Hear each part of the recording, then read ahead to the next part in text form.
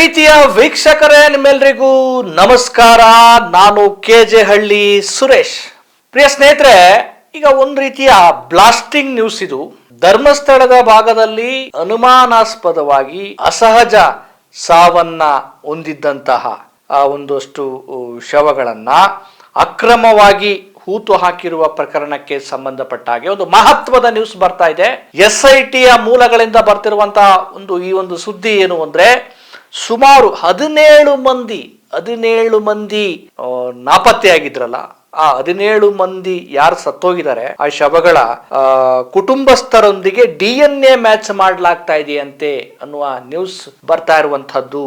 ಸುಮಾರು ನಾಪತ್ತೆಯಾಗಿರುವ 17 ಮಂದಿ DNA ಹೊಂದಾಣಿಕೆ ಪ್ರಕ್ರಿಯೆ ಅಂದ್ರೆ ಈಗ SIT ರಚನೆ ಆಯಿತು. ಸ್ನೇಹಿತರೆ, ನಿಮ್ಮೆಲ್ಲರಿಗೂ ಗೊತ್ತಿದೆ 2025ರಲ್ಲಿ SIT ರಚನೆ ಆಯಿತು. ಅದಕ್ಕೂ ಮುಂಚೆ ದೂರುದಾರ ನಾನು ಇಲ್ಲಿ ಅಕ್ರಮವಾಗಿ ಒಂದಷ್ಟು ಸಂಶಯಾಸ್ಪದವಾಗಿ ಸಾವನ್ನಪ್ಪಿರುವಂತಹ ಶವಗಳನ್ನ ಧರ್ಮಸ್ಥಳದ ಭಾಗದಲ್ಲಿ ಹೂತು ಹಾಕಿದ್ದೇನೆ ಅಂತ ಹೇಳಿ ದೂರು ಕೊಟ್ಟನಲ್ಲ ಚಿನ್ನಯ್ಯ, ದೂರು ಕೊಟ್ಟಿದ್ದು ಅದು ಸುಪ್ರೀಂ ಕೋರ್ಟ್ ನ ಗಮನಕ್ಕೆ, ಮತ್ತೆ ಒಂದು ಪತ್ರವನ್ನ ಬರೆದಿದ್ದು, ಈಗ ಅದರ ಸಂಬಂಧಪಟ್ಟ ಇನ್ನೊಂದಷ್ಟು ಟ್ವಿಸ್ಟ್ ಎಲ್ಲ ಸಿಕ್ಕಿದ್ದು ನಿಮ್ಗೆಲ್ಲ ಗೊತ್ತಿದೆ. ಚಿನ್ನಯ್ಯ ದೂರು ಕೊಟ್ಟಿದ್ರು, ನ್ಯಾಯಾಲಯಕ್ಕೂ 164 ಸ್ಟೇಟ್ಮೆಂಟ್ ಅನ್ನು ಕೂಡ ಕೊಟ್ಟಿದ್ರು ಚಿನ್ನಯ್ಯ. ಈ ಎಲ್ಲ ಪ್ರಕರಣಕ್ಕೆ ಇದೆಲ್ಲ ವಿಚಾರ ಆದ್ಮೇಲೆ ಸರ್ಕಾರಕ್ಕೆ ಮಹಿಳಾ ಆಯೋಗ ಒಂದು ಪತ್ರವನ್ನ ಬರೀತೆ. ಇದನ್ನ SITಯನ್ನ ಈ ಒಂದು ಪ್ರಕರಣವನ್ನ ತನಿಖೆ ನಡೆಸಲು SITಗೆ ಕೊಡಿ ಅಂತ ಹೇಳಲಾಗತ್ತೆ. ಸಹಜವಾಗಿ ಈ ಪ್ರಕರಣದ ಗಂಭೀರತೆಯನ್ನು ಅರ್ಥ ಮಾಡ್ಕೊಂಡಂತ ರಾಜ್ಯ ಸರ್ಕಾರ SIT ರಚನೆ ಮಾಡುತ್ತೆ ಈ ಒಂದು ಪ್ರಕರಣದ ತನಿಖೆಯನ್ನ ನಡೆಸಲು. ಏನು ಅಕ್ರಮ ಅಂತ್ಯಕ್ರಿಯೆ ಪ್ರಕರಣ. ಸೊ SIT ರಚನೆ ಆದ ನಂತರ ಬಂಗಲೆಗುಡ್ಡದಲ್ಲಿ ಒಂದು ಮೀಸಲು ಅರಣ್ಯ ಪ್ರದೇಶದ ವ್ಯಾಪ್ತಿಯನ್ನ ಒಳಗೊಂಡಿರುವ ಆ ಬಂಗ್ಲೆಗುಡ್ಡ ಪ್ರದೇಶದಲ್ಲಿ SIT ತನಿಖೆ ನಡೆಸುತ್ತೆ. ಆ ತನಿಖೆ ನಡೆಸಿದಂತಹ ಸಂದರ್ಭದಲ್ಲಿ ಒಟ್ಟು 7 ಮಾನವ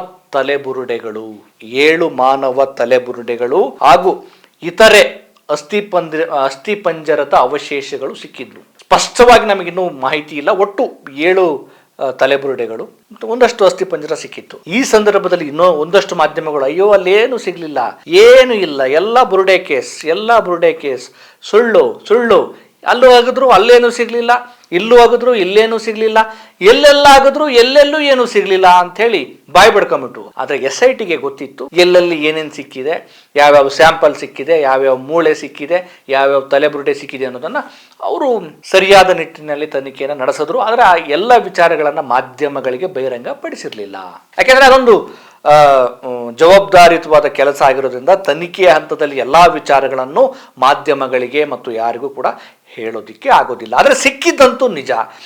ಒಂದಷ್ಟು ಈ ಎನ್ಕ್ವೈರಿ ನಡೆಸುವಂತ ವೇಳೆಯಲ್ಲಿಯೇ ಕಲೆಕ್ಟ್ ಮಾಡೋದು, ಮಾಧ್ಯಮಗಳು ಕೂಡ ಅದನ್ನ ಸೆರೆ ಹಿಡಿದು ಮೂಳೆಗಳು, ಅಸ್ಥಿಪಂಜರ ಅದನ್ನು ಕಲೆಕ್ಟ್ ಮಾಡಿದ ರೀತಿ, ಆ ಸ್ಥಳಕ್ಕೆ ಭೇಟಿ ಕೊಟ್ಟಂತ ತಜ್ಞರು, ಅದೆಲ್ಲವೂ ಕೂಡ ನಾವು ಗಮನಿಸಿದ್ದೀವಿ. ಆಮೇಲೆ ಕೆಲವೊಂದ್ಸಲಿ ಮಣ್ಣಿನ ಸ್ಯಾಂಪಲ್ಸ್ ಅನ್ನು ಕೂಡ ತೆಗೆದುಕೊಂಡಿದ್ರು. ಈಗ ಆ ಒಂದು ಮಾನವ ತಲೆಬುರುಡೆ ಮತ್ತು ಅಸ್ಥಿಪಂಜರಗಳು ಏನೇನ್ ಸಿಕ್ತು ದಾಖಲೆಗಳು, ಆ ಬಂಗ್ಲೆಗುಡ್ಡದ ಆಸುಪಾಸಲ್ಲಿ ಎಲ್ಲ ಸಿಕ್ಕ ಅವಶೇಷಗಳು, ಅಸ್ಥಿಪಂಜರಗಳು ಎಲ್ಲವನ್ನೂ ಕಲೆಕ್ಟ್ ಮಾಡಿ ಬೆಂಗಳೂರಿನ ವಿಧಿವಿಜ್ಞಾನ ಪ್ರಯೋಗಾಲಯಕ್ಕೆ ಕಳಿಸಲಾಯಿತು. SIT FSLಗೆ ಅಲ್ಲಿ ಕಳಿಸಿ ಇದು ಗಂಡೋ ಹೆಣ್ಣೋ, ಇದು ದೇಹದ ಯಾವ ಭಾಗ, ಯಾರ ತಲೆಬುರುಡೆ ಅಂದ್ರೆ ಗಂಡಿನ ತಲೆಬುರುಡ, ಹೆಣ್ಣಿನ ತಲೆಬುರುಡೆನಾ, ಅಥವಾ ಎಷ್ಟು ವಯಸ್ಸಿರ್ಬೋದು, ಅವರೇನು ಪ್ರಾಪ್ತರ, ಮತ್ತೆ ಏನಾಗಿರ್ಬೋದು, ಇದೆಲ್ಲ ಕೂಡ ಒಂದು ವಿಧಿವಿಜ್ಞಾನ ಪ್ರಯೋಗಾಲಯದಲ್ಲಿ ಗೊತ್ತಾಗ್ಬೇಕು. ಸೊ ಆ ಒಂದು ಮಾಹಿತಿಯನ್ನ ತಿಳಿದುಕೊಳ್ಳುವ ಸಲುವಾಗಿ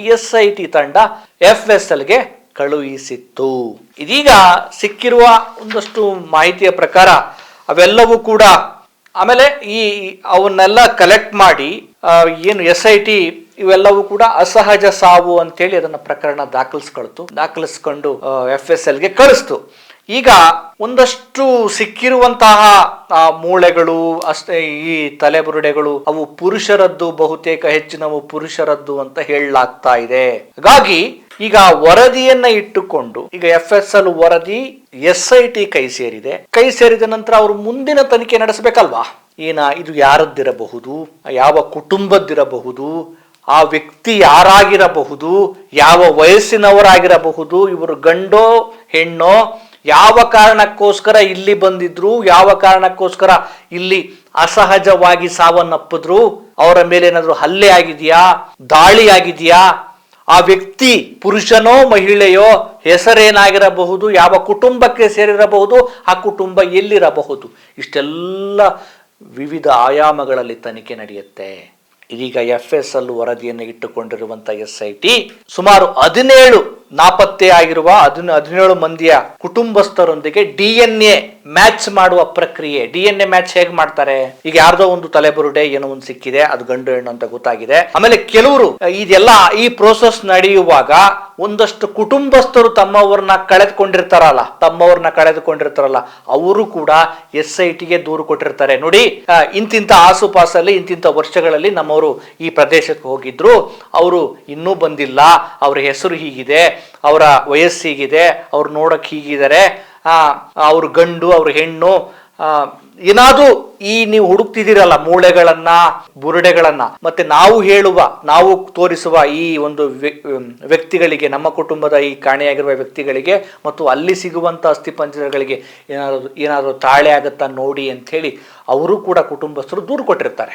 ಹಾಗಾಗಿ ದೂರು ಕೊಟ್ಟಿರುವ ಒಂದಷ್ಟು ಕುಟುಂಬಸ್ಥರನ್ನ ಕರೆಸಿ ಮತ್ತೆ ಇಲ್ಲಿ ಸಿಕ್ಕಿರುವ ಏನು ಅಸ್ಥಿಪಂಜರ, ಬುರುಡೆ, ಆ ಒಂದು DNA ಸ್ಯಾಂಪಲ್ಸ್ ಅನ್ನ ಮ್ಯಾಚ್ ಮಾಡ್ತಾರೆ. ಆ ಒಂದು ಕುಟುಂಬಸ್ಥರಲ್ಲಿ ಯಾರಾದರೂ ಒಬ್ಬರ ಹತ್ರ DNA ಸ್ಯಾಂಪಲ್ಸ್ ಅನ್ನ ಹೆಂಗ್ ಕಲೆಕ್ಟ್ ಮಾಡ್ತಾರೆ, ಅದೊಂದು ವೈದ್ಯಕೀಯವಾದಂತಹ ಒಂದು ಪ್ರೋಸೆಸ್, ಅದು ಹಲ್ಲಿನ ಮೂಲಕ ಕಲೆಕ್ಟ್ ಮಾಡ್ತಾರೆ ಅಂತ ಹೇಳಲಾಗುತ್ತೆ. ಆ ಪ್ರೋಸೆಸ್ ಅಲ್ಲಿ ಏನಾದ್ರು ಮ್ಯಾಚ್ ಆದ್ರೆ, ಆ ಕುಟುಂಬಸ್ಥರ ಯಾರಾದ್ರೂ ಒಬ್ಬರಿಗೆ ಮತ್ತೆ ಈ ಇನ್ನು ಸಿಕ್ಕಿರುವಂತ ಅಸ್ಥಿಪಂಜರ ಮೂಳೆಗಳಿಗೆ ಏನಾದ್ರು ಮ್ಯಾಚ್ ಆದ್ರೆ, ಈ ವ್ಯಕ್ತಿ ಇವರೇ ಆಗಿರಬಹುದೇನಲ್ಲ, ಅದೇನಾದ್ರು ಮ್ಯಾಚ್ ಆದ್ರೆ ಅದು ಅವರೇ ಆಗಿರ್ತಾರೆ.